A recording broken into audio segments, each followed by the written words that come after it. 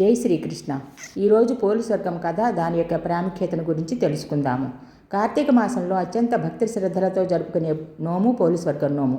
ప్రాచీన కాలం నుండి కార్తీక మాసంలో స్త్రీలందరినీ ప్రభావితం చేసేది ఈ పోలి స్వర్గం నోము.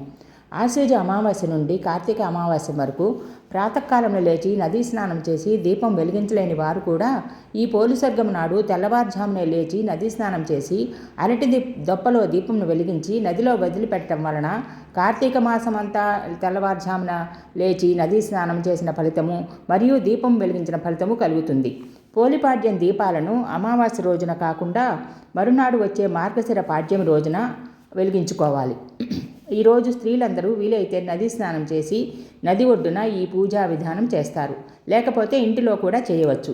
దానికి ఇనుప వస్తువులను వాడకూడదు. ఇత్తడి, రాగి పాత్రలను ఉపయోగించుకోవచ్చు. ఇలా చేసిన తర్వాత దీపదానము, స్వయంపాకదానము చేయవలసి ఉంటుంది.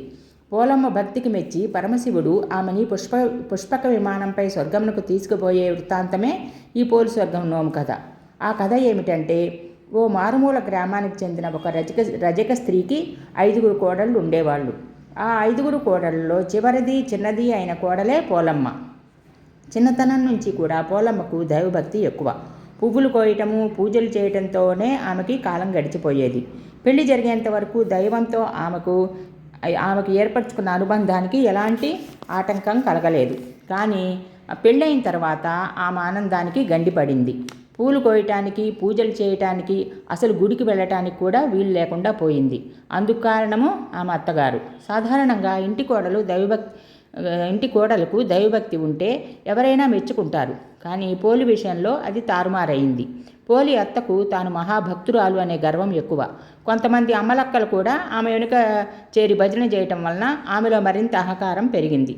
పోలి కారణంగా తన పేరు కాస్త పోతుందని తలంచి ఆమెకు మాత్రం ఇంటి పనుల్లోనే ఉంచి మిగతా కోడళ్ళను తీసుకొని దేవాలయానికి వెళ్ళి వచ్చేది వాళ్ళ అత్తగారు.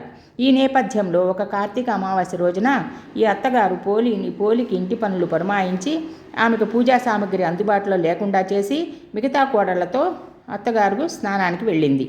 పోలి ఏమాత్రం బాధపడకుండా బావి దగ్గర స్నానం చేసి పత్తి చెట్టు నుండి పత్తిని తీసి ఒత్తిని చేస్తుంది. చల్ల కవ్వానికి ఉన్న వెన్నను తీసి దానితో దీపాన్ని వెలిగించి దైవానికి నమస్కరిస్తుంది. పోలి భక్తికి మెచ్చి దైవము ఆమె కోసం పుష్పక విమానం పంపుతాడు. ఊరి జనం చూస్తుండగానే పోలి ఆ విమానం ఎక్కుతుంది. విమానం కొంచెం పైకి లేవగానే అక్కడికి వచ్చిన అత్తగారు తాను కాకుండా తన కోడలు స్వర్గానికి వెళ్ళటానికి వీలు లేదు అంటూ పోలిని కిందకి లాగటానికి ఆమె కాళ్ళు పట్టుకుంటుంది. ఆ వెంటనే మిగతా 4 కోడళ్ళు ఒకళ్ళ తర్వాత ఒకళ్ళు కాళ్ళు పట్టుకొని విమానం నుండి కిందకి వేలాడసాగారు.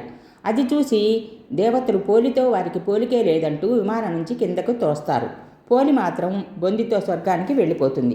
అప్పటి నుండి ప్రతి ఏడాది ఆశ్వయుజ అమావాస్య నుండి కార్తీక అమావాస్య వరకు ప్రతినిత్యము బ్రాహ్మీ ముహూర్తంలో నిద్రలేచి నదీ స్నానం చేసి దీపం వెలిగించి పోలి కథ చెప్పుకొని అక్షింతలు తలపైన వేసుకోవటం ఆనవాయితీగా వస్తోంది.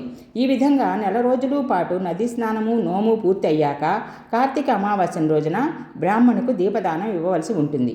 ఇదే పోలి స్వర్గం యొక్క కథ.